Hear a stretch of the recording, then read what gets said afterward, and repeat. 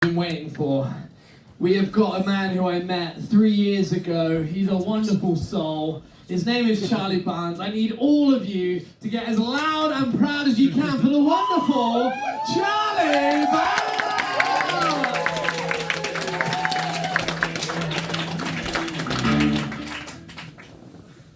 I can't remember the last gig I did where I had walk-on music. That's so cool. Hey, you having a good night? Yeah. Well, like most people, I've tried to keep myself occupied during the great unpleasantness. I have written a television pilot. Woo! Yeah. It's about a couple who want children.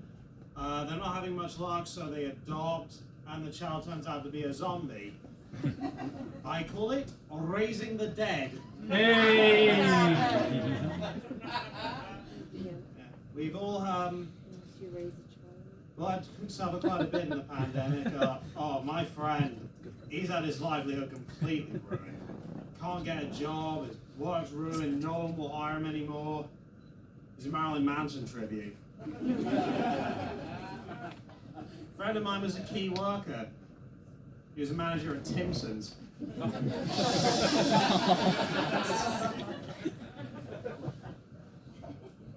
for my close-up, Mr. DeMille?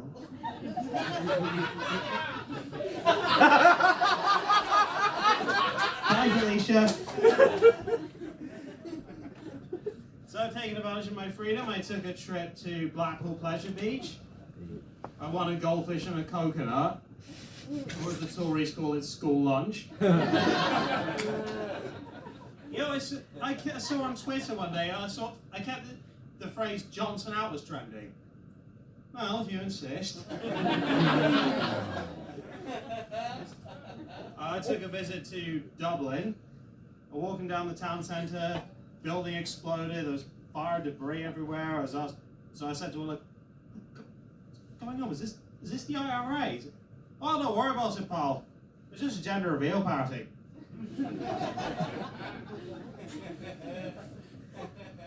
Yeah, you meet some unique people in this game. I swear, one person I met was a Priti Patel's gynecologist.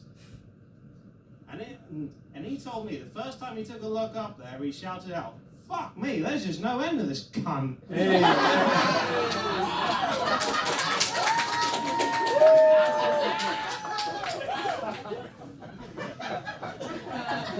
I swear, that name sounds like a rejected Bond girl name, doesn't it? Hi, I'm Pretty. Well, of course you are. Priti Patel. I must be dreaming. Did you know, in some countries, there are people who protest and show how serious they are by setting themselves on fire? There's a strategy for Piers Corbyn. Oh, who am I kidding? The Labour Party's been practising that method for the past 5 years. Now, 'tis the job of every comic to know where to draw the line. Well, I do, it's in the lavatory. Went on a date recently. It went all right until she started trying to chat me up about communism. Can't believe I missed all the red flags. We got any couples then?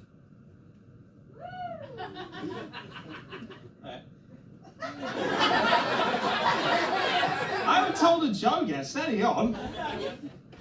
Now they say personality is what matters in a relationship, right? It strengthens it, makes it last throughout the years. My girlfriend's schizophrenic, so I'm sport the choice.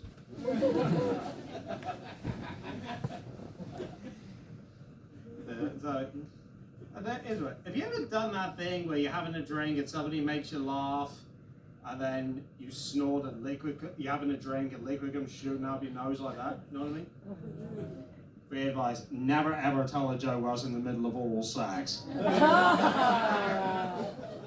And that's how I met your mother. Now, I got my girlfriend a finger trap for her birthday. What's this? Oh, it's a finger trap. It turns out she had that written on her knickers.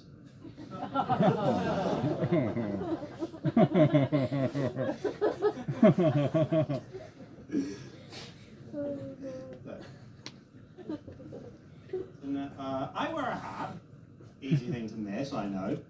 Now, apparently there seems to be this unwritten rule regarding hat people. Apparently, if you see somebody wearing a hat, it's okay to either yank it off them, or not just ask, beg to wear it. I mean, fucking please to wear the hat. Oh, really? It's so nice. Can I try it? Please let me wear it. I have found out the hard way that the same exact rule does not apply to women's bras. Double standards, eh? What can you do? Hello there, my dear. Oh, that is a lovely pair of French knickers you're wearing.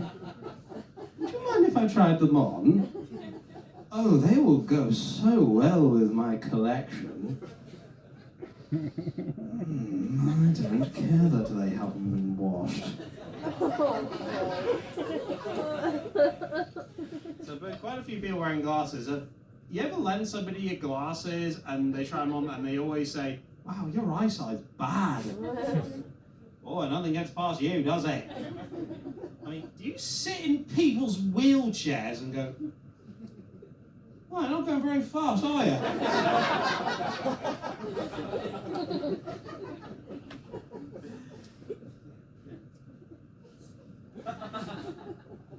So I was reading a post in The Independent, and it said, why I feel sorry for fans of the Smiths. And I'm like, bitch, try being a Lost Prophets fan.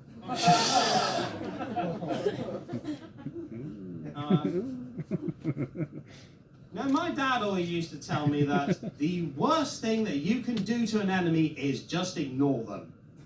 I now understand why he was kicked out of the army. He used to tell me that everybody's beautiful on the inside. This coming from a fellow who's never had a colonoscopy. He used to say, hey, behind every successful man there is a woman. Especially if you're into S&M. And he used to tell me, share and share alike. Why is that? Well, when you're older, I'll introduce you to something called polyamory.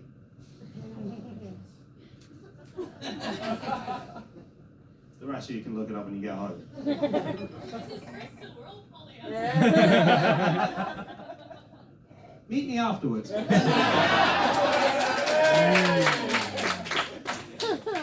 So, there's this saying that a lot of my comedy engagements seem to end the same way as my romantic engagements. I've got to go, lad. My 5 minutes is almost up. So I want to leave you with some best advice I was ever given.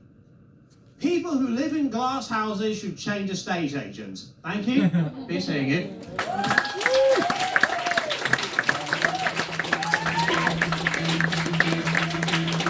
Let's hear it for Charlie Barnes!